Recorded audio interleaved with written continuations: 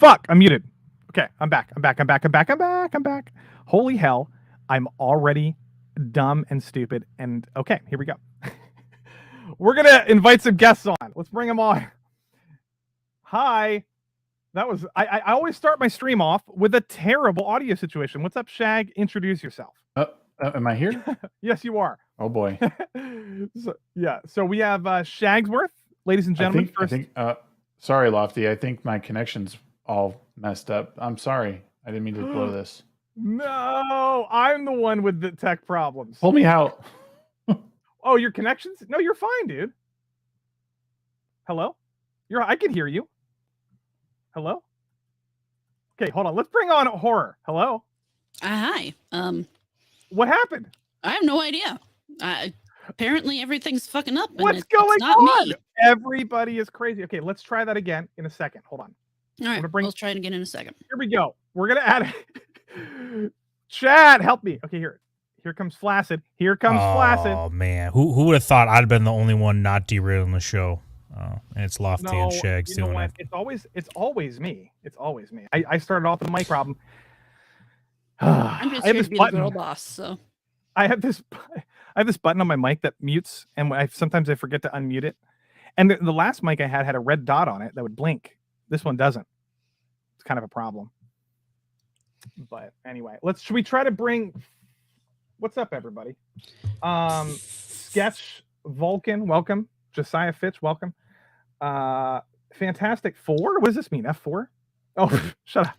No, I'm not going to push F4. Sketch, what's up, Sketch? Oh, Vito. What is this? What the heck is this? It's Vito. What is happening? You can't wait to. So there's a criticism and then a compliment. I'm so lost. Okay, let's try to bring Shag. Oh, Shag. I thought you were talking about Shags for a second. I was like, what the fuck? Okay, let's bring Shags back on if he wants to try and join again. I'll bring him on. Well, he's working on something. We'll figure it out. Well, we're gonna talk about Mario today, everybody. And you know what? I think we all liked it. Yes or no? Yes, I loved it. I thought it was great.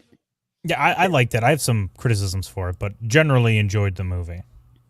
Okay, that's fair. I've heard that quite a bit. I mean, everything can be criticized.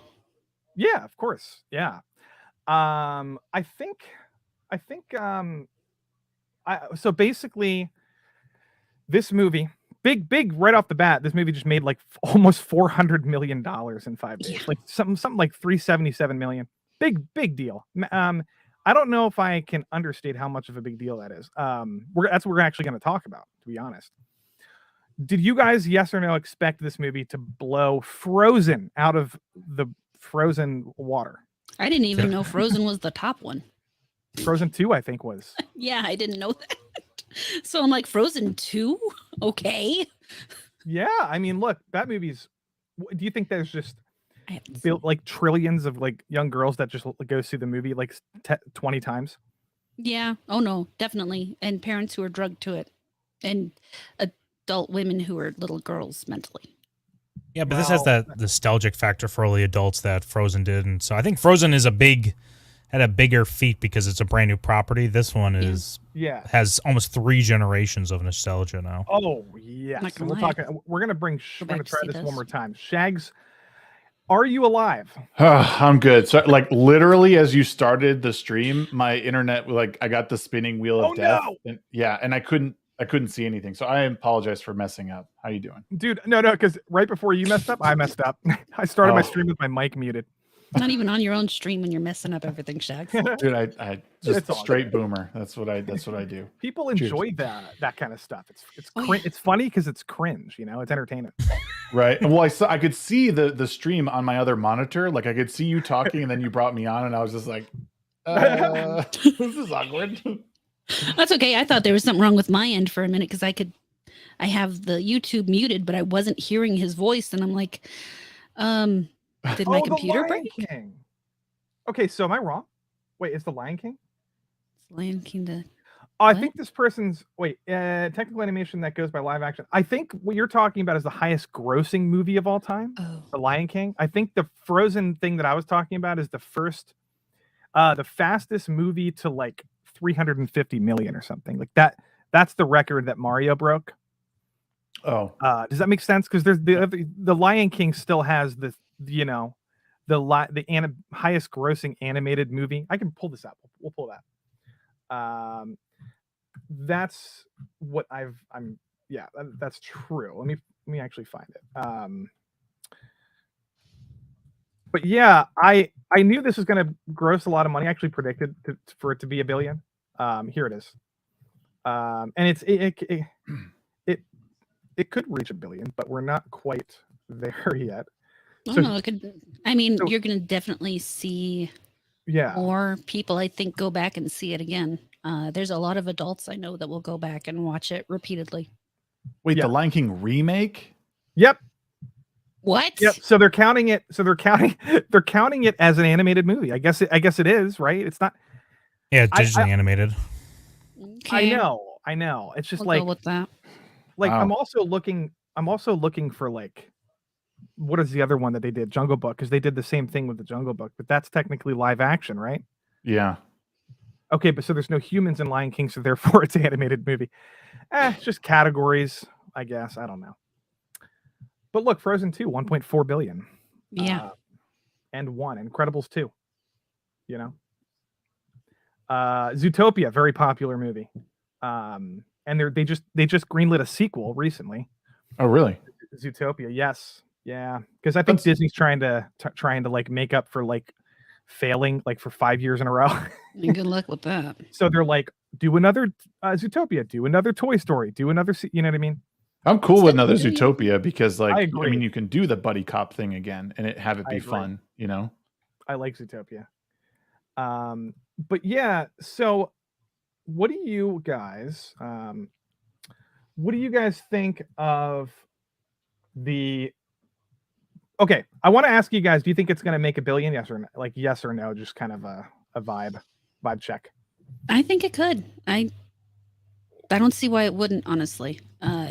Other than maybe not based on the movie, but based on the economy right now. That's the only thing I could see holding it back. Yeah. I mean, judging by the state of the theater that I was in, it was the biggest theater I think I've been in a long time, and it was cram packed full of people, and like every showing, like the whole place was crammed full of people, and I could tell that everyone else, like the other theaters, were packed as well. And it's been a long time since I've seen a movie really do that, especially one like Super Mario Brothers movie. Like, I'm truly like I was on the fence. Not anymore. It'll hit $1 billion.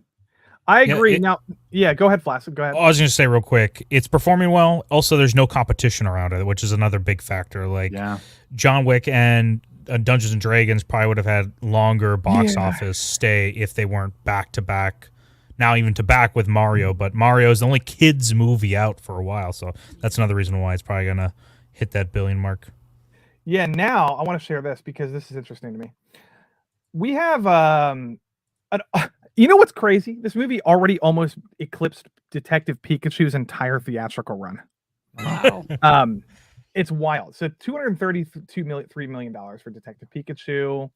And then if you go down to here, which is the first Sonic the Hedgehog movie, it says $306 million at the box office. So Mario's already beat it in 5 days. Mm-hmm. Sonic the Hedgehog. And then we had the first Pokemon movie right here, which was very popular back in the day. Did you guys see this in theaters? I didn't. The first Pokemon? Yes. I didn't, but I remember people getting those like holographic cards if they went to go see the movie. It was super cool. Yeah. I still have those. And the Ancient Mew card and all that. Yeah. Yep. And this made 172 million. So now what's interesting about this is these are all video game adaptations. Okay. What do you guys think? Let me pull this back. About why is Mario doing so much better than Sonic and Pikachu? And is the fact that it's animated as opposed to live action, do you think that plays into it in some way? Yes. Okay. It's, for one, it sticks closer to the actual source material. They don't try to bring it into the real world. It's animated. It's child appropriate, and it's Nintendo. Yeah. Yeah, Nintendo's big. Well, so is Pokemon, but they're not as big. I mean, Here's especially, the I mean, deal. they have a longer. Mario has a much longer Yeah. generational attachment. I mean, that was something I played as a kid. I played it with my mother, and you know, I know people whose kids have played it. So, I mean, you've got Yeah. at least 3 generations into it right there. And then Yeah. the closest people I know who played Pokemon are my boyfriend and my little brother. And Mario doesn't change every other year like Pokemon does. Pokemon, you have Pikachu there, but then if they were to stay, if Pokemon stayed from like generation 1 and 2, then you have the nostalgic factor. But now it's like the kids that are watching the Pokemon all want their generation of it. Unlike Mario, Mario's everybody's Mario, right? Doesn't change. So yeah, there is an interesting thing here I also want to bring up, which is, let me pull this up. Not that one. This is, I understand what you're saying about the generational thing. I just wanted to bring this up because it's interesting. All right. So this is the highest, essentially like the highest grossing media franchises of all time. Pokemon's #1, well above Mario. Mario's way down here at 36 billion. I'm sorry, billion. We have Pokemon is above Star Wars. It's above Disney. It's above. So the only thing now, if you look at the yellow and the red, or this is video games. The red, the yellow is merchandise. Yeah. So a lot of the Pokemon stuff is card collecting. A lot of it's video games. If you go down to Mario, it's all video games. And then we have like, I'm not sure what the merchandise, theme parks, so there's the point I'm trying to make is I'm not sure if Detective Pikachu, the fact that it was a spin-off video game that wasn't part of the mainline series, and the fact that it was live action, and not 3D animated, I don't know, man. I think if they did a Pokemon movie that, let's say, set in the world of Kanto or one of the, Johto or one of the games, and they did a straight up adventure like movie instead of like a murder mystery, like set in like a big city that kind of doesn't really feel like Pokemon. I think that movie, if it was done like Mario, would probably do just as well. But they've done dozens of Pokemon movies that are in the same vein as like the show. They don't. Which the show has been. I mean, like every time I think of Pokemon, I think of Indigo League, like the very first season. Yeah, first season, and everyone loves that. And then they tried doing movies, which I'm sure have done okay, but I don't know. I think I mean, you take out all the card game of that, and you pretty much have like a neck and neck as far as revenue goes for the franchises. I mean, that was never the point. I mean, they sell some merchandise, obviously, but the games, they sold just about as much games as Pokemon. But there's just still something about Mario that, like, the movie now just completely embodies the spirit of what the games have always been and what they've sort of become on the Switch. Like, and they kind of like, it makes me think I'm watching someone play like Super Mario. What's the new one? Odyssey. Like Odyssey. It just looks like what we know it to be, what we feel like Mario is, and I think they've just learned how to capture that whole thing. And I don't know if these other franchises really stand a chance, because Mario's always sort of like kind of walk the line between fantasy and reality, like, oh, the two plumbers fighting against these little Goomba things, like, but they could be real things. Do you know what I mean? Of course. I feel like it. Just quickly, $4.99. Thank you, Marcus Henry. Or if they made a Pikachu movie, based in the the NCU? MCU? I think he means the Nintendo Cinematic Universe. Yeah. People throw that around a little bit. So hey, we're gonna have to get used to that term. The MCU. I was like, New York City University. What? Look, that's I want to talk about that in a minute. The cinematic universe in a minute. I just wanted to highlight this quick. I understand exactly what Shags is saying. Yep. However, look at this. Okay, it's the highest selling Nintendo Switch games of all time. Obviously, Mario Kart I guess I mean, this is just a party game. Of course, it's going to be the highest selling game. But in terms of Odyssey, which is down at 6 with 25 million, and then Sword and Shield is right there, man. I mean, I think like what you said, I think they're on equal terms in terms of like current popularity.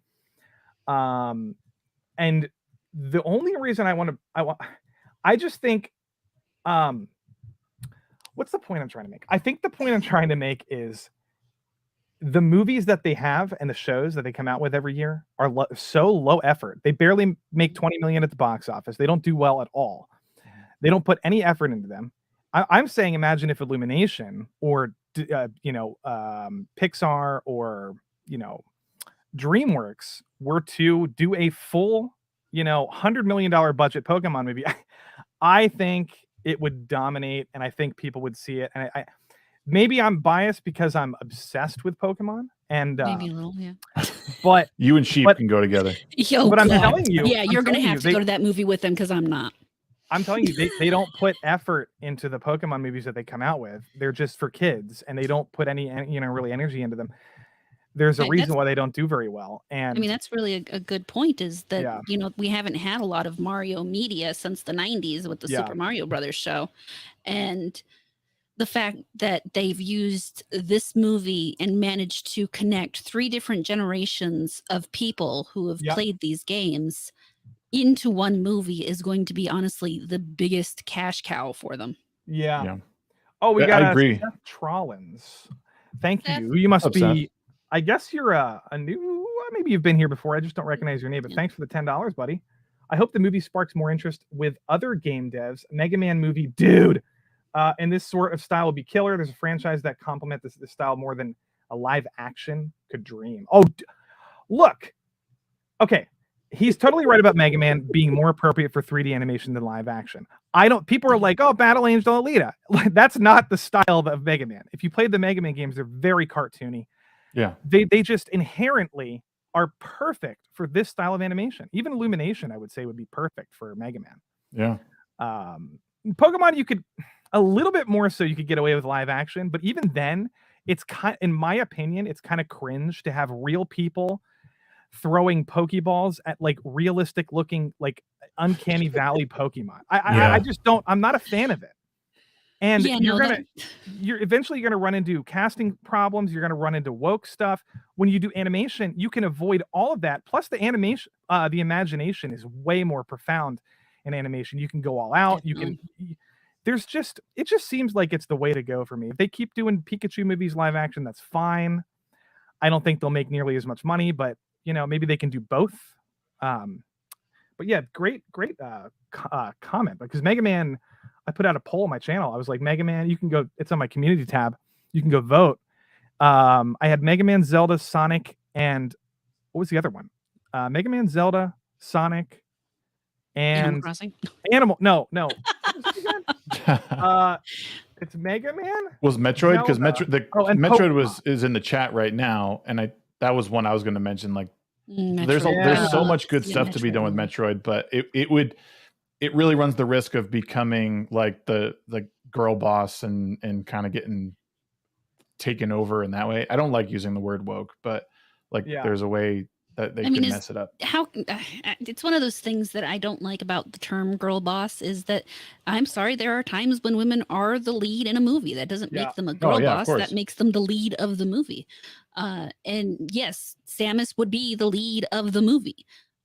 You can include the fact that she's wearing a ginormous suit that helps her do these things, but well, it would be funny to watch all the people go, oh, of course they would gender swap Samus. It was just like all these idiots come out of the woodwork. Like Tim Pool. Like Tim Pool. I really don't trust Hollywood or whoever is making like a stoic, silent character. They were able to do it with Master Chief. He's very, small word count for him. And when he is talking, he has his helmet on. I'm guarantee you, well, I guess if it's animation, they'll keep the helmet on. There's no reason to take it off, but they always do that in these things where they have to take their helmet off and make them talk a bunch. It's like, no, Samus is supposed to be a stoic. Does she talk at all in the series? Dude, I've only ever played the Metroid, the GameCube version, the one. Well, if she does, she doesn't make that big of an impact for people to be like, oh yeah, she has a whatever. Well, you know what I'm saying? So she's supposed to be like more of like a force that you're embodying. I think it'd be a bad thing if she spoke, though, as long as you didn't overdo it. Right, it can be done right. Like in the Dead Space remake, they removed the whole the Isaac not talking, but they enter into dialogue in a very meaningful way. Like he doesn't say anything extra, so it can be done properly, but you don't. Like, again, Isaac didn't talk too much. He talked just enough to sort of push the narrative forward. I wish they had kind of kept with the same aesthetic, but same thing could be done with Samus, where she doesn't say a whole lot, but when she does, I mean, that's how you write well anyway, is you meaningful, progressive dialogue, not filler crap. Apparently she narrates Dread, the new Metroid Dread. And also, sketch, we find it says, Other M is apparently... I guess people don't like it. He says we already know what a bad Metroid narrative looks like. I think that was the Wii U game or something. I didn't play it. I'm not a Metroid. Yeah, I'm not a Metroid guy. Yeah, and Sketch in the chat is a huge Samus simp. It looks like he's like, well, they're look at him. He's berating us.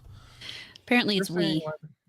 I mean, Dead Space would be great for live action. Or horror TV series or something. That'd be a fantastic video game adaptation. I mean, I guess it'd be a huge ask, but I would love to see a rated R Metroid. Yeah. I think that would be amazing. Yeah. Now, this is funny. I was going to bring up... Now, before we get into this, we're going to talk a little bit about the Tim Pool and Luke Radowski, and then we're going to go into some other a little bit thing I wanted to talk... Oh, here we go. Marcus Henry. Yeah, thanks for the 5, buddy. You got to stay true to the source material. Of course. I think Samus will be a dope character if they do. Yeah, of course. I mean, look what they can do visually with anything. Like, of course, she could be an awesome character. And like, if somebody like, for example, James Cameron. Now, if James Cameron did Halo, I think it would be way better. I'm just going by what he did with Avatar visually. Like, you might not like the story, you might not like the characters, but if he had a Halo story with the visual style of James Cameron, it would be fucking incredible. I don't know, maybe he could do a Samus movie too. I'm not versed enough in Metroid to know if that would work, but yeah, I hope so. I am going to play a little bit of a video, and you know what, it's going to get demonetize my channel, but I don't care because sometimes I don't even monetize my streams anyway. I made a funny video and I'm gonna share it with everybody. Okay, I'll be right. No, I'm just gonna present. Is this a world premiere, Lofty? It's a world premiere and it's gonna go up on my channel tomorrow. Okay. This is a teaser. It's actually a teaser. You get to be here first. Enjoy this little ditty that I made. Okay, here we go. Peach, you're so cool. And with my star, we're gonna rule. Peach, understand, I'm gonna love you till the very end. Peaches, peaches, peaches, peaches, peaches, peaches, peaches, peaches, peaches, peaches. Oh, yeah. Oh, Princess Peach, at the end of the line, I'll make you mine. Oh, peaches, peaches, peaches, peaches, peaches, peaches, peaches, peaches, peaches, peaches. Oh, yeah. Oh, peaches, peaches. Love really makes a guy come out of his shell. This one is from my one and only true love, Princess Peach. I'll make you mine. Well, there you go, everybody. A little bit of Ryan Gosling, a little Barbie action going on there. I just love Ryan Gosling, and I laugh at everything he's in. Even when he's not supposed to be funny, I laugh at it. And you know what? I would simp for Ryan Gosling. If you don't simp for Ryan Gosling, you're off my stream. Hello. Oh, I better leave. But no, you better simp for Ryan Gosling. Right. I'm not here. Peaches is a great song, everybody. It's a good song, but it's just so Jack Black, you know, and that's what kind of took me out of the Bowser moment. Sometimes I'm like, yeah, that's too Jack Black. I like it overall, the direction they're going for. It's just when he sings like that, you can really hear him. I think if you're not as familiar with Jack Black, though, it doesn't matter. I don't think you'd pick up on as much. Who's not familiar with Jack Black? He's like a cultural icon now. I mean, my mother. Yeah, we're gonna make a list. Your mom's at the first. We're gonna slowly create this list. Oh, we got a Ryan Gosling person who doesn't know who Ryan Gosling is. We got to indoctrinate you into the cult of the Goss. We'll do that tonight. I hope I helped. Yeah, Summers, we got it. We all do. Ryan can duel my 6-pack. I'm not as familiar. This is what I was going to say. I don't know if it's maybe Zoomers are not as familiar because when's the last time he did something big? You know what I mean? Back in the day, he did with School of Rock. Was he in Be Kind or Rewind? He was. Yeah. He's also, but he was Kung Fu Panda, voiced Kung Fu Panda. Kung Fu Panda. Yeah, but a lot of the people who watched Kung Fu Panda probably didn't go and then look up his other things. Well, let me go back to. It wasn't anyone mentioning Tenacious D. Like that's where I really know Jack Black from. Like, because I'm not 40 years old. That's why I didn't mention it. Oh. I missed this super chat from earlier. I missed the super chat. Marcus Henry, let's talk about the pink elephant in the room. How do you feel about Peach?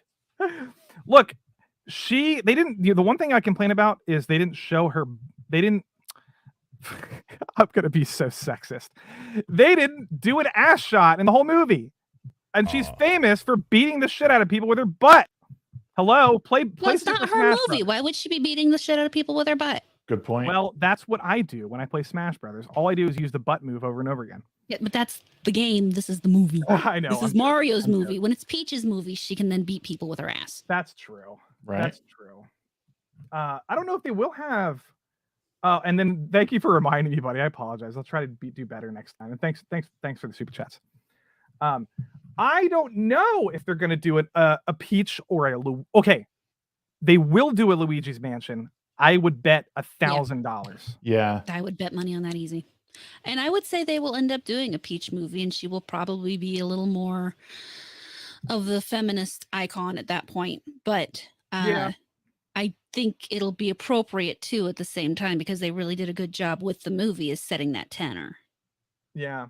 They just need to avoid doing too much with this. This is where like the MCU got to, where it's like they spaced out their movies and their narrative really well in phase 1 and 2, and then 3 through whatever it is now has been just way too crammed full, and they've leaned too hard into TV shows where it's like you could definitely launch a Nintendo cinematic universe, but you need to pace it well, and you don't need to inundate us with every single like origin story, because this was an origin story for Mario, Luigi, and Peach. It essentially was an origin story, and even Bowser. Like it's 100% that. Like, so you don't really need to get too much into. Like, it would be cool to see a Peach story, I guess. I mean, we know she can use power ups. Donkey Kong can use power ups and stuff. Like, it's really sweet, but like. They just need to calm down. Like, don't do too much too fast. I agree. Now, Donkey Kong Country. I don't know, Marsupa. You might be right, but also you might be underestimating the popularity of Donkey Kong Country. I love Donkey Kong. I think and that the amount of personality really that was in the games. Yeah, I think exploring that world could be done really well in its own movie. That might be one of the spinoffs. And then sketch in here with the 5. Thank you, buddy. I want them to do Donkey Kong movie. Yeah, next bring in King K. Rool and the Kremlins and Diddy Kong. By the way, spoiler, but Diddy Kong's in the movie.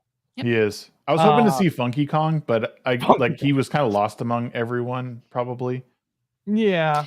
Yeah, it's definitely one of those movies you almost want to go back and watch and see what you missed. Of course. I'm watching. My thing though, yeah. If I can, like with the whole Donkey Kong thing, like, because I played every single one of those, like the original ones. I haven't played the new like Tropic Freeze or whatever, but the only thing I fear with K-Roll and the Kremlins is that they don't transfer very well to the screen because they're almost too like animal. What's the word? You know what I mean? Like it. I think what they did was really good and it looked really good. I don't know. I would hope that they could do it well. I could be totally wrong, but I would worry that they would ruin that whole thing for me. And I don't know if I could listen to Seth Rogen for a whole hour and a half anymore. Yeah, I don't know. It didn't bother me when I was in the theater. I was like, you know what? I'm just gonna enjoy the movie. It didn't bother me at all. No. But I wasn't like, oh, this is amazing. Like, you know, it's Seth Rogen. Yeah. Right. Well, and he said he was just going to be Seth Rogen because he doesn't do voices. I know he's kind of a dick. But what was I going to say? Yes, Funky Kong was the one who drove him around. Like you could use him to go places that you'd already been. Yeah. I heard, or someone in the chat saying Cranky Kong was miscast. I know also some people were mad that Fred Armisen. They said that Cranky Kong. Some people are mad that Cranky Kong's his dad in this, and that's not the actual. Or he's supposed to be his grandpa. I don't know. Did they ever say what he was? I don't think they ever said he was. They said dad. His father.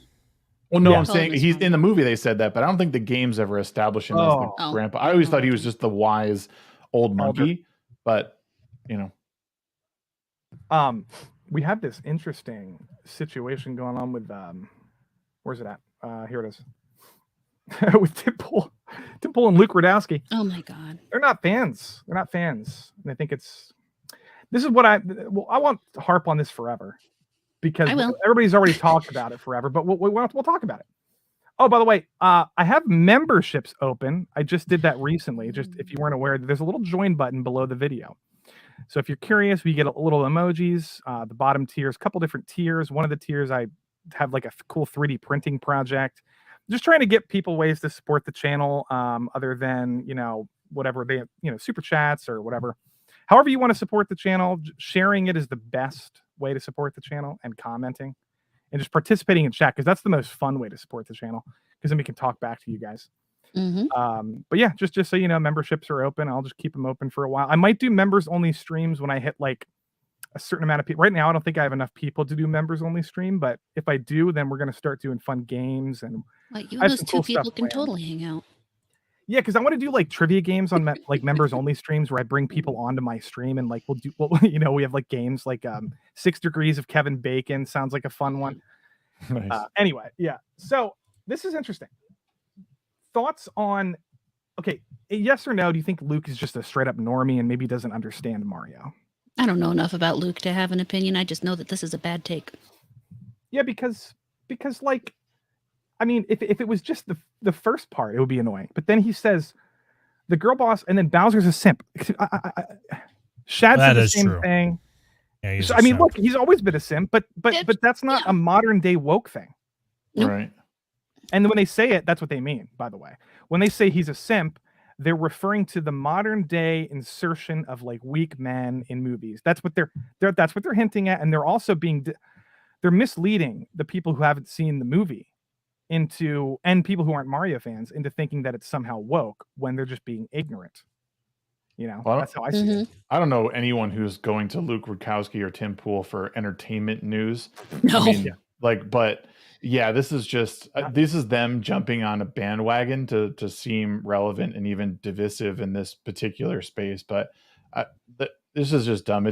They obviously didn't really pay attention. They were looking for things that were like just barely off. Bowser, like you said, Bowser's been a simp since day one. He keeps trying to capture her, trying to marry her, take him away. Like that's just what he did.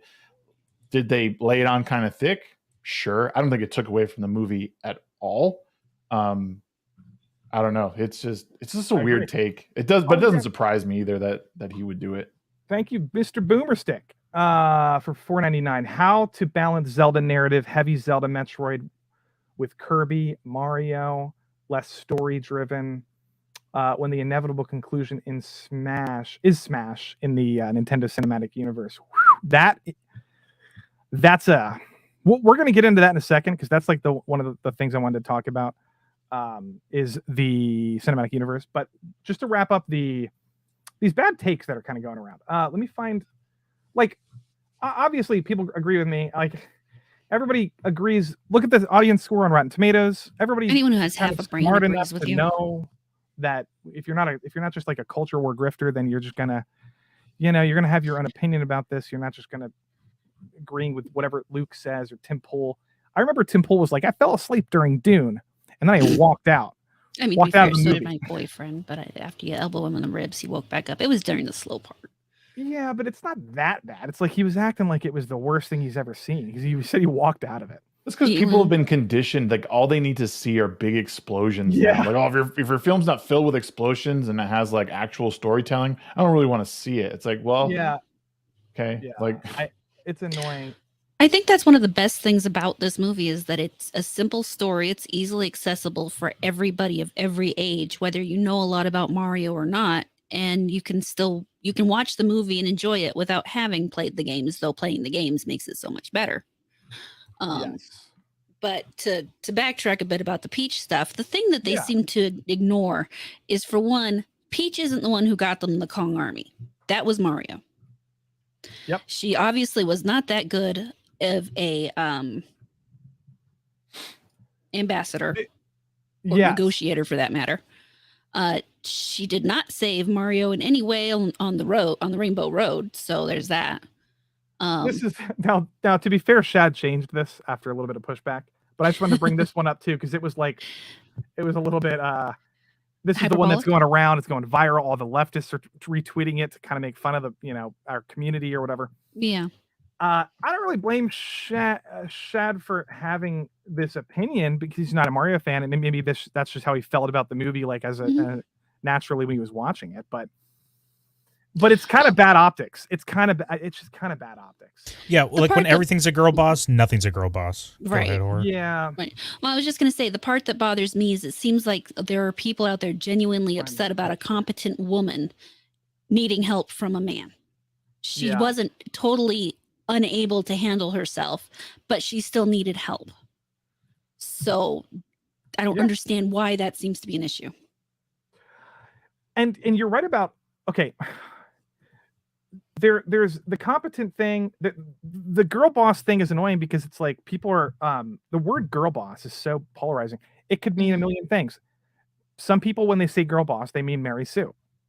Yeah. Some people, when they say girl boss, they just mean like a masculinized woman, which Dimitri Monroe is yelling at me today about. He was just like, your definition of girl boss is wrong. I'm just like, well, I use the same one that I see most people using, which is essentially a synonym for Mary Sue. Yeah. Everybody's using them interchangeably. Well, that, or I feel like they're using it in the terms of this woman's the kind who would probably try to sell you an MLM. Yeah, but look, but Mary, to me, what it means when I hear it is condescending to men, all powerful, no weakness, no training in order to, like, no reason for her to be that powerful, and heroic, and then all the men around her are subservient to her, and then she gets the shining, heroic moments in the show or the movie. All of those things are what I see in a girl boss, and I see none of them in Peach. Not once. Not even one of them. Right. Mm-hmm. Nope. And even her quips about Mario, like not being like she did it the first try on the obstacle course, she was immediately trying to console him because she didn't want him to feel bad. She's not hating on men. Right. The one time I could say she did anything terrible to Mario was when she knocked him to the ground and held him down. Yeah, but he was this weird. But that was it. After that, she's like, "Stop!" Yeah. Imagine a weird little short guy with a mustache sprinting towards you. Right. I mean, I'm not saying it didn't make sense, but well, it also made sense too because again, this was an origin story, and what I liked about this whole thing was that it almost felt like this is what the Super Mario live action movie in the 90s was supposed to be, but they totally, because they it kind of starts off the same way. Oh, hey, there's two plumbers, so he's trying to chase down, go find the princess. He finds her, and then he's got the only training he has is as a plumber. He's not combat trained or anything. So because she's been trained in this way her whole life and has been doing this, she flips him over, boom, done. Yeah. But that's like the only, like you said, is the only moment in this that is, where she sort of has the upper hand. But from then on, she's like very understanding, trying to like teach him, or doesn't even teach him, just gives him the opportunity. Like, hey, this is what we need to do. If you can master this, you can be a part of like what we're doing. And he does it. And even better, at the end of it, she says, he's like, well, even though I didn't finish, she's like, yeah, you just wouldn't give up. So let's do this. Right. What a message. Imagine, like, right? Don't give up. Yeah. And I don't know, see how people are either not paying attention or they don't consider it. Okay. Do you remember the flashback with Peach when she described her origins? Mm-hmm. Number one, I don't remember that ever happening in the games, which is fine. I'm not saying that's a problem, but I'm actually kind of saying that's a good thing, because if they're going to do a whole franchise like movie with this, they kind of you got to go a little bit more, lean more into the story.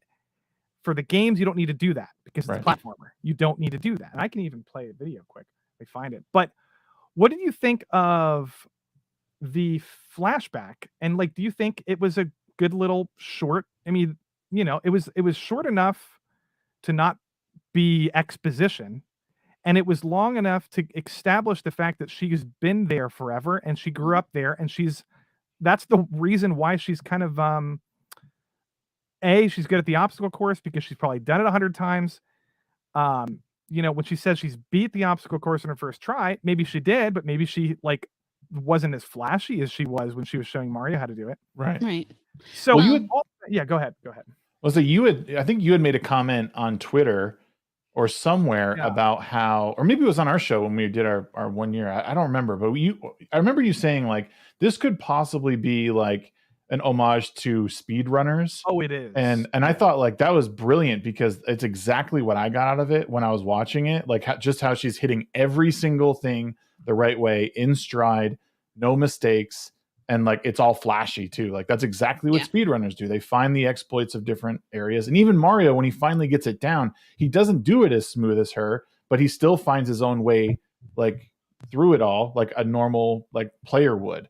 So like, I just thought that was a nice, like sort of touch and cherry on top, and a great observation by you when you were talking about it. I don't remember when it was, but. And the speedrun thing is very, very popular with Mario. It's probably the most popular game ever for speedrunning, and or one of, maybe top 10. And you could just tell when she was doing that obstacle course, it was like she was skipping parts of it because she like knew how to, essentially speedrun. And cheat and how to get, anyway, that's exactly what it was. It was not like, oh, how can we make her more powerful than Mario? Like, no. They were trying to do a little sequence for game nostalgia. Yes. That's it. Well, and the other part that gets me is people saying, well, she wasn't loving towards the Toads. She wasn't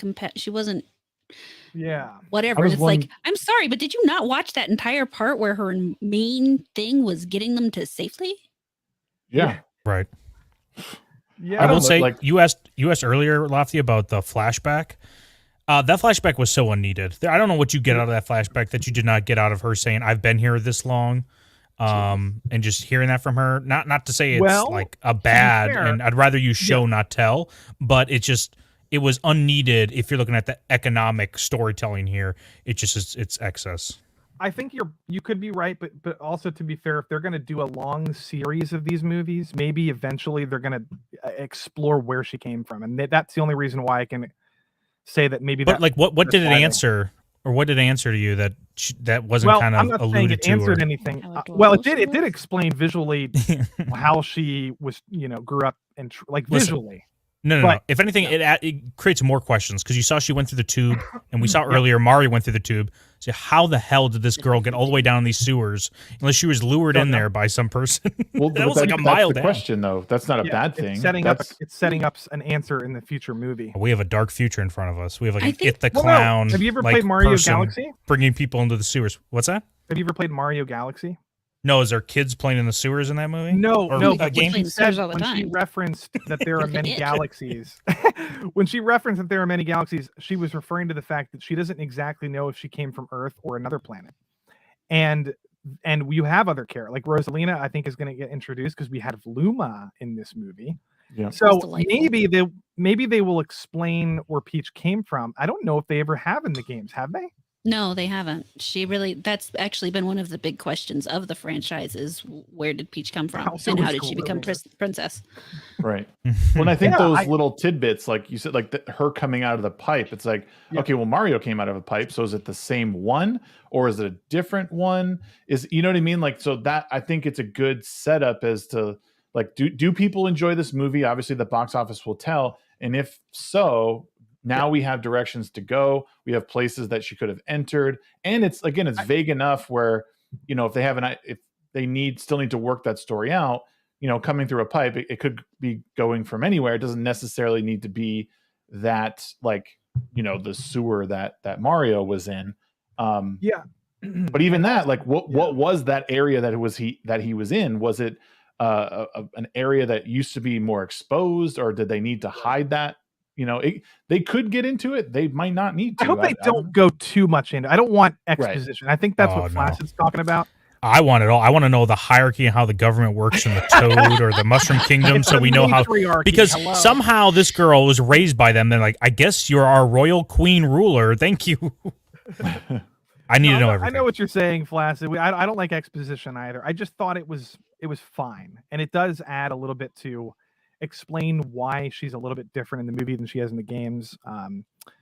And I don't know, it just sets up a mystery that they might solve in a future movie, which is I love Galaxy. Is my favorite Mario game ever, by the way. Mario Galaxy. I still have to play that. I feel like a lot of people went into this movie thinking that it should answer all their questions without thinking about the fact that if they do want to do a longer running series, they are going to have it, not to throw to other things, but it's like with ISOM and people complaining about things about that. People expect way more information than you're going to get in an establishment point, because you either start at the beginning of the story, which can be boring, or you sometimes start somewhere in the middle, which is easier because then you can reach in and get more things and get people interested and draw them in so that they keep watching. I mean, it's like what Shags was saying earlier about the Marvel stuff. I do think they have a plan to make sure they are careful with it, because that's part of why it took Nintendo so long to even do a movie, is that they wanted to do it right. Now, I want to segue into what you're basically, where are we going?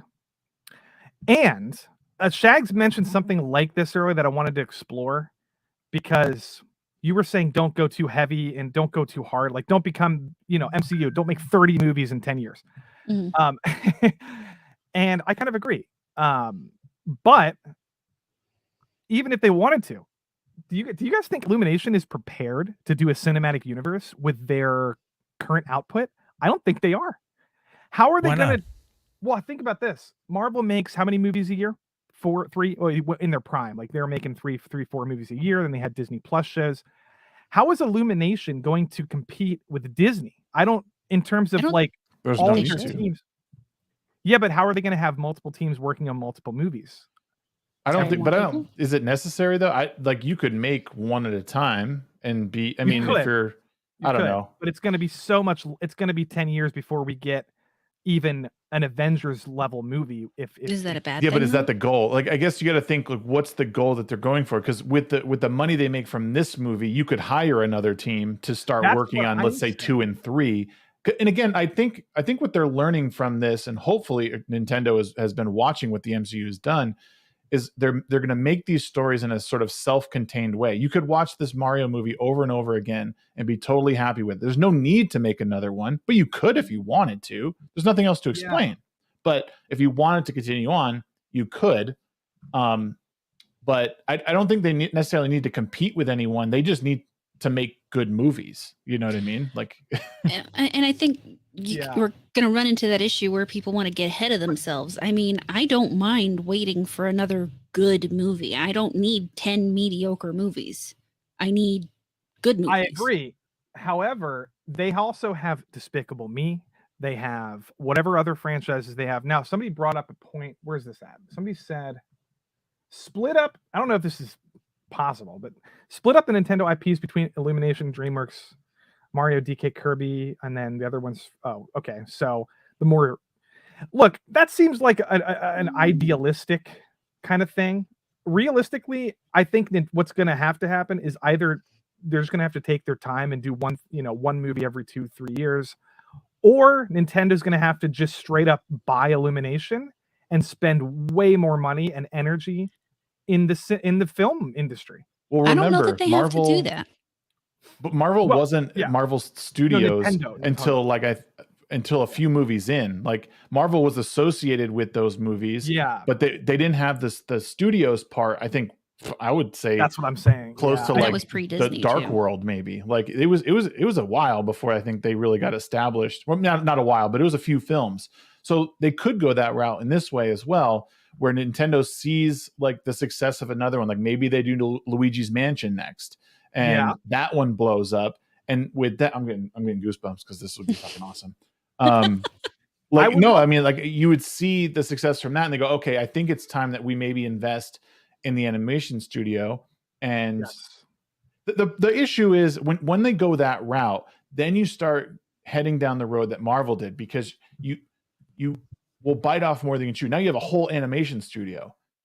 Now you got to start putting animations out. Sony did. Well, it's what Sony is doing, right? So Sony has their own film department, and they have their own game. They put out 4 or 5 movies a year. Sony they produce like a dozen movies a year, but they develop multiple. Like I'm thinking Nintendo. So you're saying you think they will go that route eventually? I'm saying if you see a major success with the next, because I think there's no doubt they're going to do another like Mario movie or some cinematic Nintendo movie that's tied to the first one. If you see giant success from that, like even close to $1 billion, you're going to see, I would almost guarantee you would see Nintendo's invest in either buying a portion of DreamWorks or setting up their own team. I just don't see why they wouldn't. You see, I kind of feel like they could even just fund Illumination to have a team for them, as opposed to buying Illumination straight out. Yeah. I mean, that's that's true. I just don't know how long that's gonna, like, I don't know if it would be more I would like everything to fit more into a nice little package. But that's when just things not fit life. into a nice little package, they tend to be broken. Yeah. Remember what you're talking about too. Like I know, but Nintendo, they're so precious with their IPs that I want them in control like forever. I don't want them ever to give up control of these characters. And that's the big problem Marvel has, really, is how much of their characters do they even still own? How much do Sony still have control of? So Nintendo really is in a way better place than that. They have all of their rights, and they've kept all of their rights. And again, that's part of why they waited so long to even do anything, is because they really didn't want to fuck it up. What I also think that Nintendo doesn't give a hoot about like Western like politics and stuff, and they're just going to make stuff that they know this just felt like Mario from start to finish. And like even like I just couldn't think of a moment where I was like, oh, that very Western influence there. Like this is just the embodiment of what they've been building for years now, and I don't see them bowing to this stuff. And if I'm not wrong, like they've made fun of the West for the garbage that they they have. So, anyways, Flaccid, what do you think of this comment? Can't do Metroid Star Fox. Why couldn't you? I think you don't make it as nearly as kiddish. It might have to be a little more grittier looking. I'm trying to think what other Star Fox would be really good. I think that'd be awesome to do Star Fox. Metroid is one of those that I think that it would be too easy to mess up. Sorry to interrupt you, Flaccid. No, you're good. Yeah, I think you just make it a little more, like, just a little darker. But, I have really no issue with the animation style. I like the animation style. It looks like the video game. Like, I don't understand this criticism for Illumination, especially with Mario. I'm like, this looks like an amazing version of Mario. Look, you have Pixar, which has a very variety in their style of animation. They did Toy Story, and then they did, Zootopia. Or no, Zootopia was Disney, I think, right? Yeah. But they did Pixar, they did Toy Story, they did Monsters, Inc. I feel like Illumination, if they wanted to, could probably do Star Fox. It's just the Metroid just does seem a little bit out of left field for their aesthetic. So Illumination and DreamWorks, how are they related? Are they just kind of like sometimes partner They're up on with no each other? Illumination is under the parent company of Universal. Okay. Universal. Okay, I didn't know what DreamWorks was coming up because if someone's saying DreamWorks, I know How to Train Your Dragon is like the perfect kind of feel you probably want out of a Star Fox. That's how I want for Zelda. How to Train Your Dragon, Legend of Zelda I think they could pull off Zelda. Yeah. Mega Man is perfect for Illumination, but that's not part of the Mario universe, but I think they should do it anyway. This is very complicated, and we are at the beginning stages of like imagine trying to predict the MCU in 2008. Yeah. That's what we're doing right now because Iron Man came out in 2008. Well, yeah, was Iron Man in before the Dark Knight or I think it was I was actually thinking of the original Hulk movie. Yeah, but Iron Man and the Dark Knight were like the Dark Knight was nominated for Best Picture. Iron Man was like, okay, now we can do serious Marvel stuff. The Hulk one kind of flopped. I don't know before that, but I thought it was good. But I'm just talking about like good. the MCU. Like we didn't know what they were doing, and it's hard to. Oh, go ahead. No, you go ahead.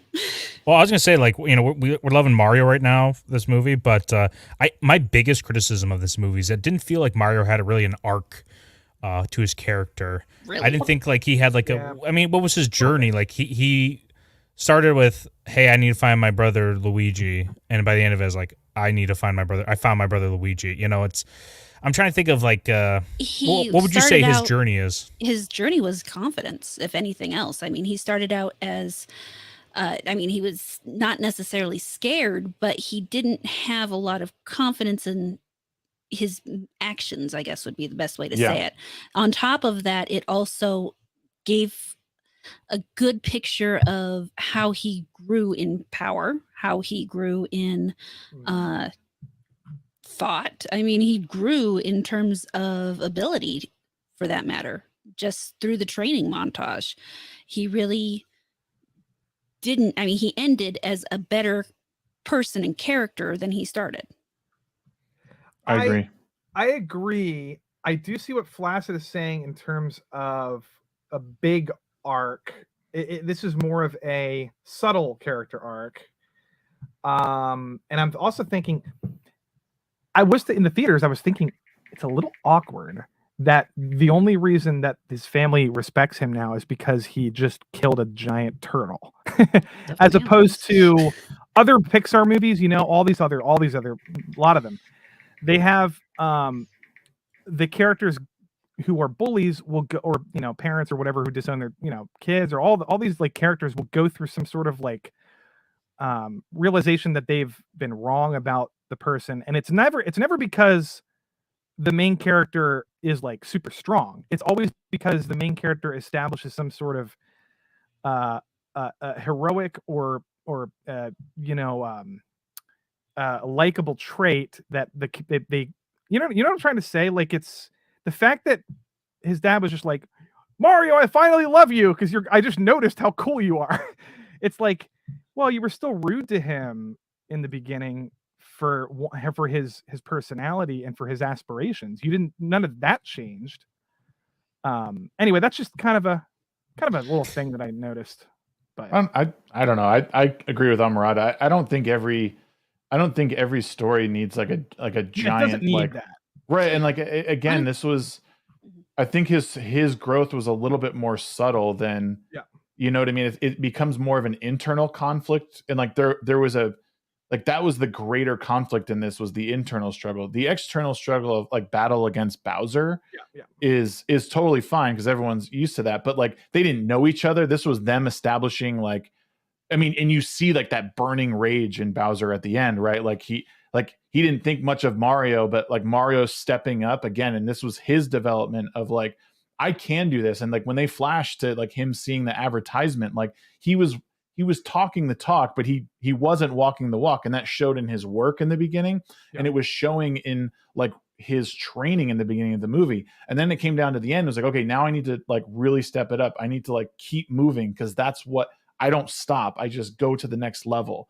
And like by the end, he finds that. And like, it's not, people don't often like those struggles because I have to read into it a little bit. I don't get to see it on screen manifest as well. It usually manifests in like more subtle ways, and that's what I really liked about that. And it was a part of the story that I really appreciated, because it was like that was the adult part of the film, whereas like all the bling coins and running around and jumping and superstar was for my kids. Like that was what they noticed. I guess I'm a kid because I was loving all that stuff. I love. Oh no, it was all great. That's why I enjoyed the movie so much. I think for me, in some way, this movie was a little bit of a relief, because I am so tired of movies that think that the only story is the big overarching story and don't deal so much with internal conflict. Mm-hmm. Yeah. So to watch that, and on top of it, see it in a kids movie where a kid's going to see that and hopefully internalize it, is great. Mm-hmm. I like internal conflict too. I'm just saying, like, I never felt like Mario. If Mario's arc was like, "Hey, I'm not gonna give up," I never saw him, except for like at the very end. It felt like there should have been like one other moment I see him kind of give up, and the one moment you do see it is when he's in the pizza parlor or whatever that place is, right? He sees the TV. Like that was good, but against Donkey Kong, he doesn't. Dad too.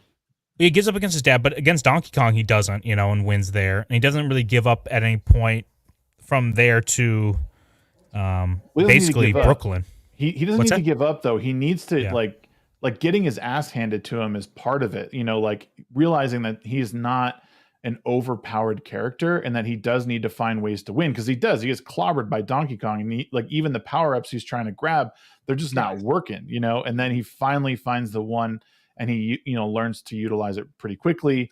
Obviously another great call out to the games, but like I don't necessarily think he needs to like be at the giving up moment.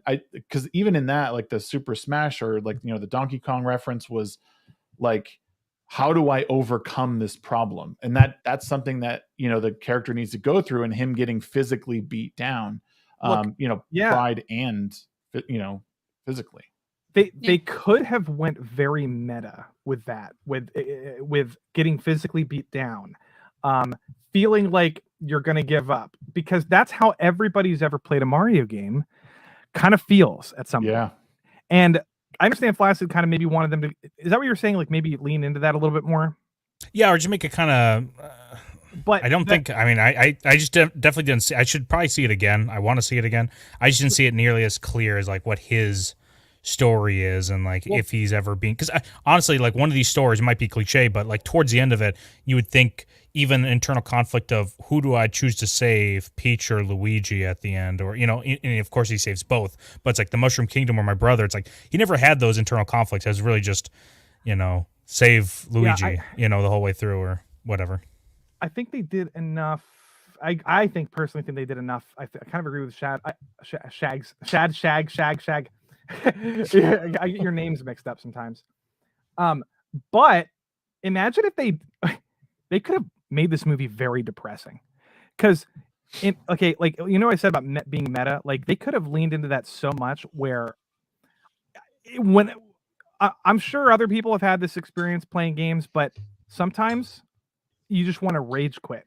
Sometimes you just want to throw your controller, and in a movie version of that where it's not a game and it's there, in reality you just rage quit and then you're fine like 5 minutes later. But in a movie version where the character is, you're vicariously living the character's life, there's darker themes that they could have leaned into. I'm talking like life-threatening themes. I don't want to say the S word, but like just like giving up, not that word, not that intense, but like they could have leaned way into the darkness of it. And I'm glad hitting the power button, or just feeling that nobody respects you and nobody thinks that your goals are valuable, and you're thinking you're worthless, and all of those things. I think they did it enough for a kids movie, and Pixar maybe would have done that a little more, and maybe they would have made everybody cry. You know what I mean? Like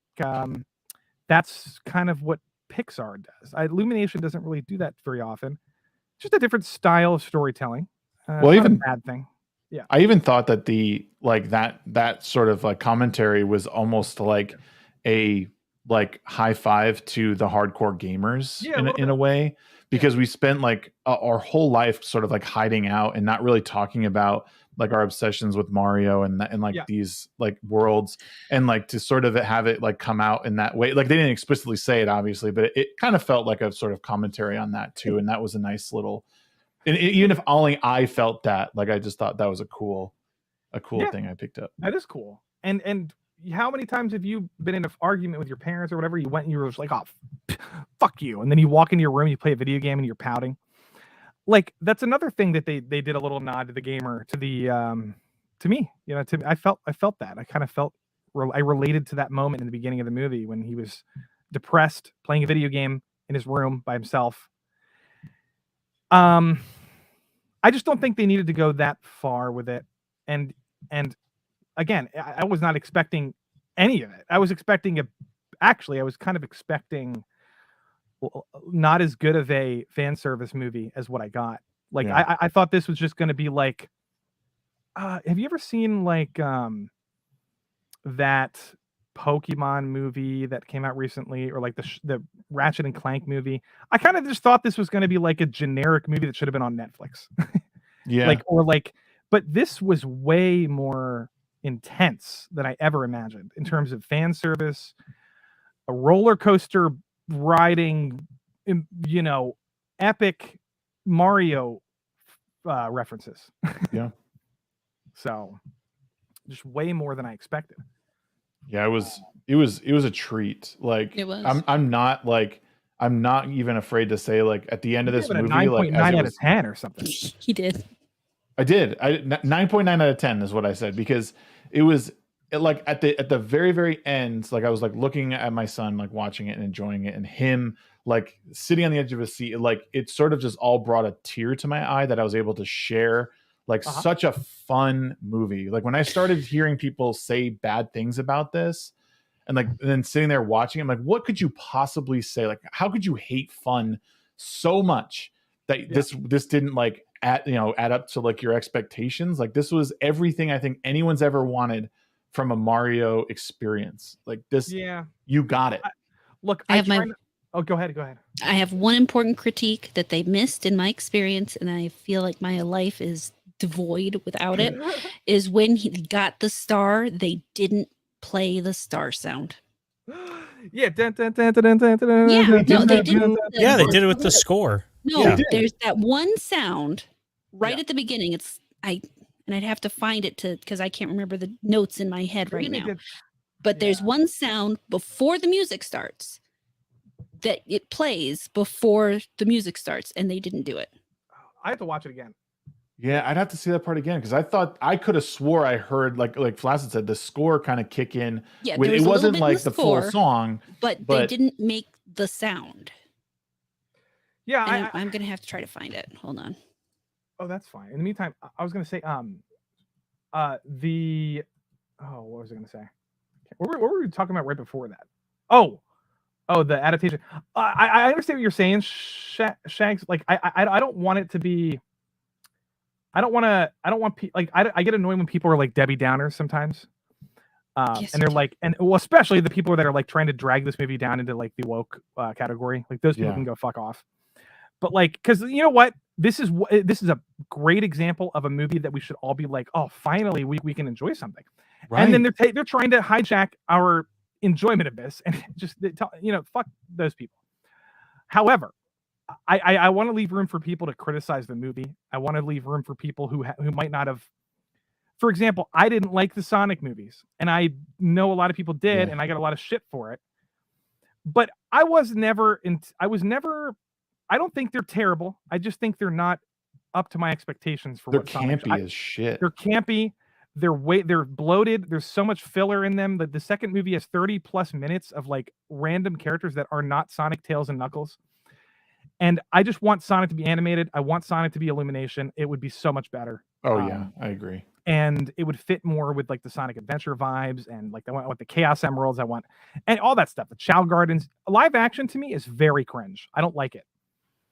But that actor is not that great either. He did not do that movie any favors. No, he didn't. He's not good, man. Those two black girls in the second movie, the one's just screaming the whole time. How dare you? Man? Yeah, insufferable. It's insufferable. And then the FBI guys were like, we've been undercover this whole time. Someone explained to me why they were at the wedding. I've never heard one explanation for it. Made no sense. I stopped listening for a second. What are you guys talking about? But Why would Deadhouse. Yeah, it's just the second Sonic movie Sonic movie. Okay, pisses I've me seen off that. so much. Okay. They spent like 15 minutes in that Russian dance off for no reason. Yeah. For no reason at all. Like they were just like seeking shelter, and they were like, oh, there's a Russian cult that likes to dance. It makes no sense. It's nothing from the games at all. They could have done so much more game related content. This movie is on another level. Mario is way better than the Sonic movies. Oh yeah. In I my mean, not even the like Sonic movies were fun and my kids did enjoy them. Like we watched the first They're one a fun. bunch of times. The second one was just awful. It's just a kids movie. There's nothing valuable as a Sonic fan in that movie, except Knuckles. And Knuckles Sonic was cool. I mean, I love that they had the Chaos Emerald in there and everything. But like, even Jim Carrey was like, "Oh, dude, like, calm down." Jim Carrey is just a goofy. That's his worst performance ever. I've laughed way harder at like almost everything else he's ever done. Right. And that's not Eggman. I'm sorry, Eggman's fat. It just didn't look like Eggman. And I don't know. People people were starving for video game content when those movies came out. They were like, we'll settle for mediocrity. That was a good movie. That's why, honestly, that's why Mario like just takes the cake. And I even saw someone say better. Like, this movie isn't like rewatchable. And I just want to be like, are you like high? What movie did you watch? Like, it's so short and fast and boom, boom, boom. You can there's almost no fat in the movie. I'm really willing. If I knew someone who would go with me, I would actually go watch. And I didn't have 2 other movies I planned to watch this month. I would go watch it again. Yeah, I would too. I went with my mom the first time. She loved it. I also went with your mom. Oh fuck! Yeah, and she said she lied to you and actually hated it, but couldn't break your feelings. Is that why I have a new baby brother? Oh, damn it! What's going on there? You're gonna be seeing a lot of me. Doesn't look anything maybe like he'll me. take you out for ice cream. Yeah. Anyway, I think we're in for. I think we're about to enter a golden age of video game adaptations in terms of animation. I don't know. I think The Last of Us did a good thing, and I think I think that might have also ushered in somewhat of a potential golden age for live action in video game adaptations. That's a whole different conversation. Yeah, and we don't have time for it. But it's like I am excited because I'm not superheroed out. I'm not tired of superheroes because I loved the Batman, by the way. I loved it. Thought it was amazing. Yes. But I am tired of the formulaic stuff. I'm tired of Love and Thunder. I'm tired of Black Panther. I'm tired of Ant-Man. All of those movies could be interchanged with each other and they're the same movie. And it's like, holy hell. Yeah. The formula, it bothers me. Yeah, but like what you're saying right there, it's the formula, right? And the way they're making these movies. Not, I just am tired of superheroes. No, I'm not tired of such superheroes. A low. I know. That's what you're saying, and I agree. Like, I hate when people oversimplify things like that. Or I'm tired of video game movies. Like, no, what are you actually tired of? People don't have bad nuance. movies. People do not have nuance. They don't like to be nuanced. They love to have like this culture war thing where they're like black and white. Yeah. But like, as for example, My Hero Academia, I loved the last season of that anime. It's a superhero anime. It's fantastic. It's very different than anything else in the genre. It might be one of the best superhero things I've ever seen. And I don't even like I don't like seasons 3 and 4 and 5, but I like the newest season. I like I'm not a stan. But I loved the last season. I like what they did with the villains. I guess I'm talking to nobody because sounds like you haven't seen it. No, all I know from Sheep is that he got tired of it because he feels like it should have wrapped up already. No Green Rocks is a huge stand for My Hero Academia. It's like that's all he like talks about. So he's probably also a superhero fan too, because that show is like peak superhero stuff. Peak. What I think needs to happen with with all this stuff is we need to move away from TV shows. I do like TV shows. I like having stuff to watch, but it's done no favors for the superhero genre. Like, I mean, it can work, obviously, but just go back to movies, like getting back to like good storytelling, make self-contained stories that you can continue, but don't need to necessarily operate across several movies. Like I shouldn't have to watch a bunch of movies to understand where we're at necessarily. Like I know you can that do one of those every 10 movies or so. That's how often you can do it. It just, we just do too much. Like people are so obsessed with TV nowadays. Like let's get back to doing. We do some TV shows, but let's do some actual cinematic worlds in movies. Like I think it'll be better. Now for everyone. Mario's been going on forever, and same thing with Zelda. But what they don't do is you have to. They don't go like, well, you have to play Ocarina of Time and Majora's Mask and Wind Waker and Skyward Sword and Twilight Princess before you can play Breath of the Wild. Right. Go fuck yourself. Right. That they don't fucking do that. No. They're not. That's not what they do. They could. Is that possible to translate into like the cinematic realm? Yeah. That kind of fresh slate. Mario does it too, by the way. Is it possible, or are people more inclined to want, like, do people just inherently want to connect with characters on film? And I just, you know what I mean? Like there might be a difference of medium, like the mediums themselves are just. I don't necessarily think so, because I mean, just look at the early Marvel movies. You could watch Iron Man 2, for example, and still feel like you had an idea what was going on without having seen Iron Man 1. I think the bigger issue is that once the crossovers, a company knows something's working, they have a tendency to want to just keep pushing it at you. It's interesting. Because even like, I always kind of get a little sad when something is over, like when an anime I like is over, or when a film series I like is over.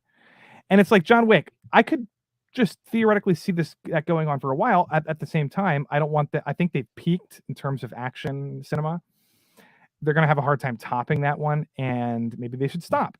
And it's like, it's kind of sad because I like. It's okay John to end stories, though. That's what makes them like. Yeah, you know what I mean. Loss like you'll never never get more Lord of the Rings.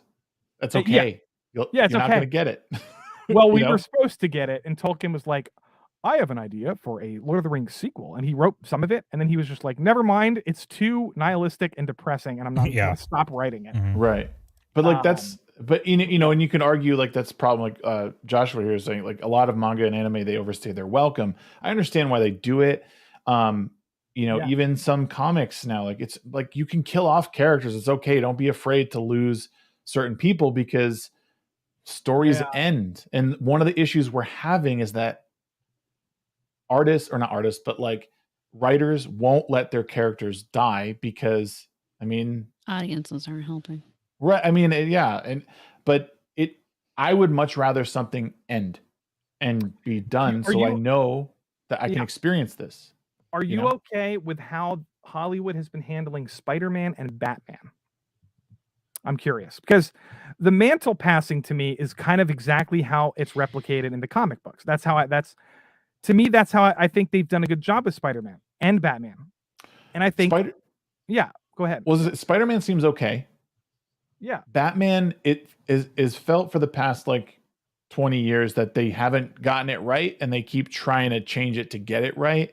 And it's like they don't believe in their product. That's how I felt with almost every single Batman since probably Batman Forever. Like Batman Forever for me was like, this was cool, but it's like they don't know what they have and they're trying to find the right tone. I think having an artist like Nolan or an artist like Matt Reeves do their own version of Batman is exactly why I like the character and why I read because I've read various versions of Batman, and Joker even. Like the Brian Azzarello Joker is fucking amazing. It's a standalone little thing.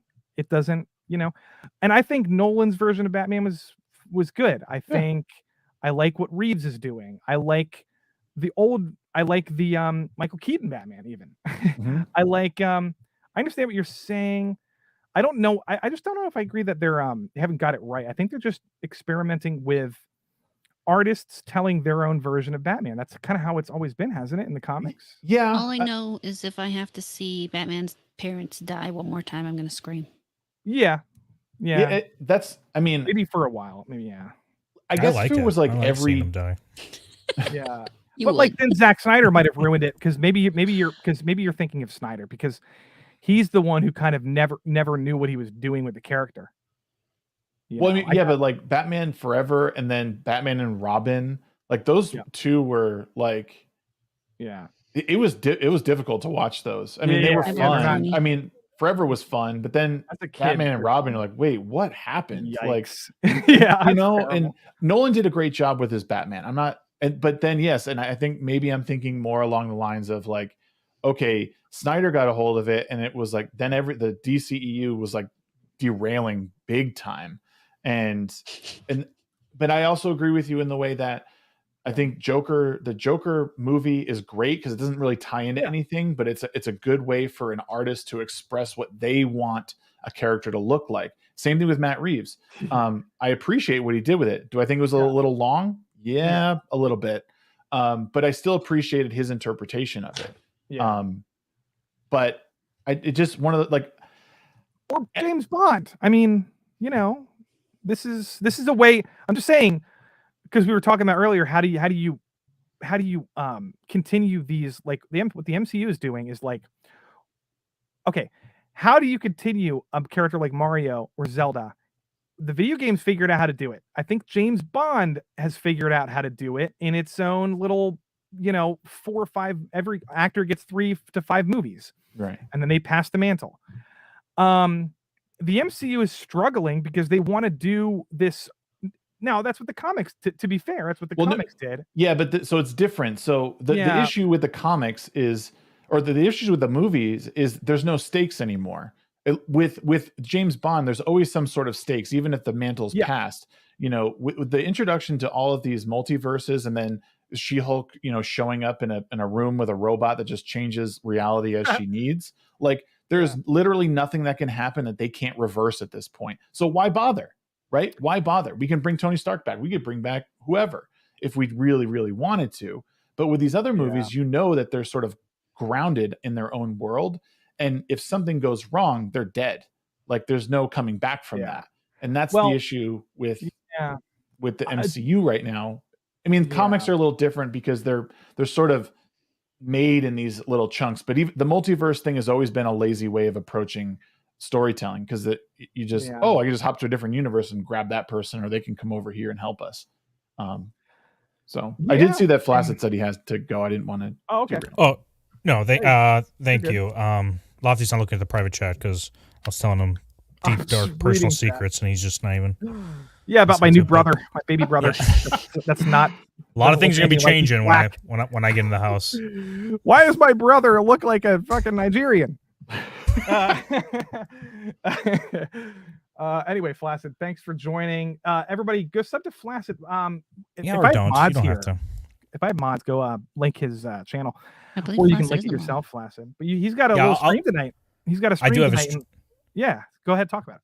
Well, yeah, I have a stream in about a half hour, premature ejection stream, where we have a bunch of people on. We eject them for legitimate reasons as everyone goes at each other's throats, just like a good, wholesome shit talking about pop culture stuff of the week. So talking about Mario, maybe some Barbie talk, and Star Wars. So thanks for having me on. Great talking to you guys, Shags and Horror. So thanks for having me on again. Brother. Thanks, buddy. And I'm going to hit him. Well, we'll wrap up because I might have to go on that stream and I have to talk to him about it anyway. So I guess this is a good point. It's been 90 minutes. And you guys have something going on too, right? You want to talk about that? Yeah, me and my friend Starson are going to do our Star Murata show where we talk about all things furry, or scaled or animal-ish. So sometimes even people, because technically people are animals. Like real animals? Yeah, like real animals. Like I breed reptiles. That's fun. Oh, I should go on sometime. We'll have to have you on sometime because Star would love that. We love all animals. We really, except for spiders, but that's a me thing. But yeah, we do that every Monday night in about half an hour. So nice, perfect. So perfect timing. And you guys also have a midweek hump show every Wednesday. So you want to talk about that a little bit? You go ahead, Shags. Yeah, so every Wednesday at 9 p.m. Mountain Time, we do the midweek hump over on my channel. You're welcome to sub to me to watch that, or you don't have to. You can just come watch it every Wednesday. This week, I think we're talking with What's Up, Ian. Yep.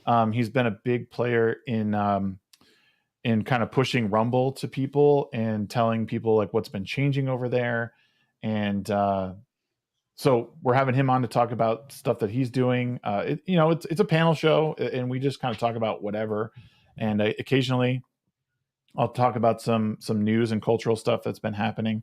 I have a podcast I'm actually working on right now that I've talked to you, Lofty, about talking one-on-one about different artists and creators' origins and kind of discussing present culture and politics and everything if it comes up. But it's something I've always done, and I really want to get back into, and sharing stories at length with people, and even people I don't agree with ideologically. I think that's really important, is to talk to people you don't agree with. Yes, perfect. No, if only I can get them to talk to you. I just listened to on Spotify the Witch Trials of J.K. Rowling. Fan-fucking-tastic, by the way. Highly recommend it. But that's a great example of talking to somebody who you might not agree with. Now, it's interesting. I don't know if you guys know ContraPoints, or she's a very, very popular trans YouTuber. She's in one of the episodes, and they have a very interesting, she's not, it's a whole trans thing, but it's like very understandable back and forth disagreement. And it's like, it was very heartwarming, actually. And I just highly recommend it. I just wanted to talk about that because I'm kind of obsessed with that podcast right now. Cool. It's on Spotify. It's called The Witch Trials, I think, of J.K. Rowling. Anyway, I'll check it out. Yeah, it's like 7 episodes. They're like hour each. And the girl who hosts it is the daughter of like the pastor of the Westboro Baptist Church who left the religion. And she has a fascinating backstory. So she talks to Rowling about that. It's very fascinating. Anyway. But thanks for joining, everybody. Thanks for sticking around. There's so much to talk about. Like I could go on forever. I'm sure we'll be talking about this stuff for a while. Hopefully we get 1 or 2 movies eventually. Hopefully it's like a regular thing where like every year there's a movie that we can look forward to, maybe 2. I don't want to push it. But I love this so much. I just love this so much that I want to see video game adaptations. And there's so many. I don't want to be like 50 years old before somebody makes like Final Fantasy or something. No, I agree. I don't like overkill, but we'll see. Anyway, I'm just excited. I'm excited for what's to come. So thanks everybody for joining. One more thing. I might let me think. I'm going away this weekend. I'm going to the Minds convention. I'm gonna hang out with Destiny. I think Tim Pool's gonna be there. I'm gonna hang out with a bunch of people that are crazy all over the political spectrum. It's a big debate conference. I might share some of that, and I might live stream over the weekend while I'm there. I'm not sure about it, but stay in touch with me on Twitter about that. I don't know if I'll have time for that, but anyway, it's an interesting thing. By the way, Destiny debates Milo Yiannopoulos this week at Tennessee. Going to be another very big. Yeah, it's going to be on YouTube, I think, too. So check that out. That's going to be fireworks. Anyway, guys, thanks for joining. And if I don't stream again this week, I'll be back, next week, and we'll do some fun stuff. Maybe we'll switch it up. We'll do some game stuff or whatever. Anyway, thanks for joining Shags and Horror Amarada, and go watch their streams and stuff like that. Thanks, buddy. Flacids. Go watch Flacids. And Flacids is in like 15 or 25 minutes, guys.